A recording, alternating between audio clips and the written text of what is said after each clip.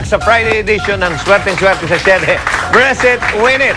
Early Christmas bonus ang natanggap ng mga players natin sa naunang head-to-head natin na mga labanan, mga kaibigan. Let's see kung may kakambal na swerteng susunod sa set of players natin. Ito na ang Mindanao round ng ating head-to-head. Okay, sa ating mga players, inuulit lang namin. Remember, hintayin mabanggit ko muna ang linyang press it, win it bago kayo sumagot.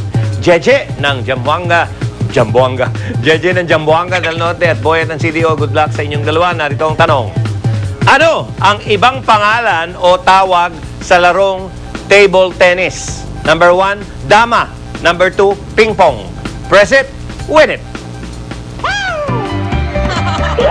Hey, Boyet ng CDO. Ikaw ang tumama.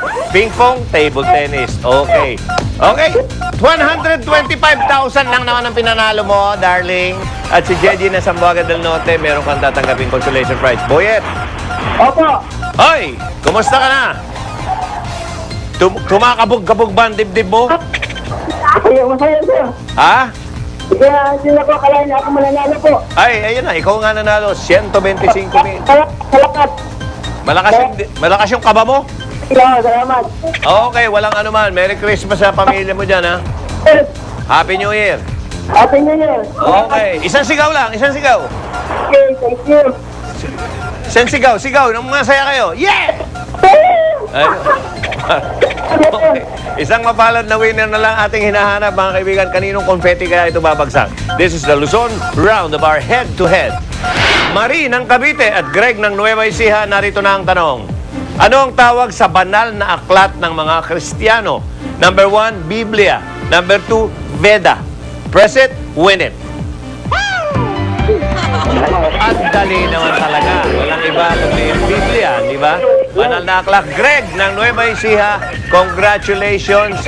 125,000 ang pinanalunan mo. At si Mary ng Cavite, no consolation prize ka, darling. Greg! Oy, ano? Happy ba? Happy? Opo. Okay, 125,000. Saan ka magpapasko? Diyan sa lugar nyo?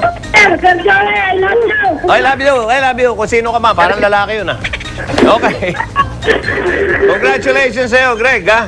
Okay, at sa pamilya mo, maligayang kapaskuhan at bagong taon na rin. Mga kaibigan, 1,500,000 piso. Ganyang kalaki ang halaga ng salaping pinamigay ng President Winnet.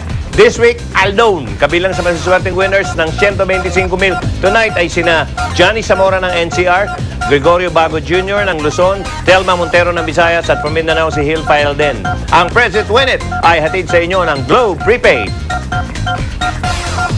Rebisco Crackers,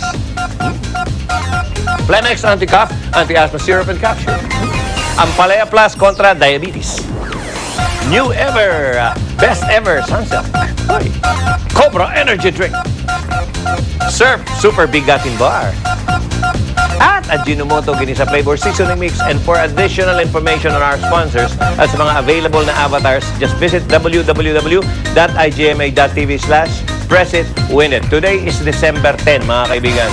International Human Rights Day. Okay, huwag kayong mga ngaliwa. Rights to. Okay, manindigan! Ipaglaban ang inyong mga karapatan. Ito po si Joey De Leon. Hanggang sa Lunes, magkita-kita tayo. Pabilisan lang ng pag-press dito sa Swerteng-Swerte sa 7. Press it! Win it! Yeah! Hoy!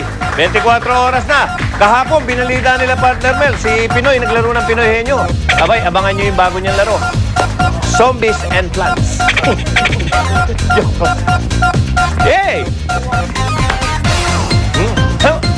Hoy! Siyem, buta na! Oh!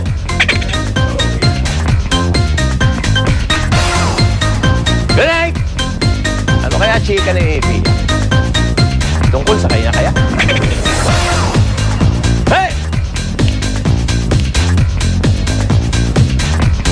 Nakasali ka na naman sa saya at swerte ng Press It, Win It. Hatid ng Globe Super All Text 20.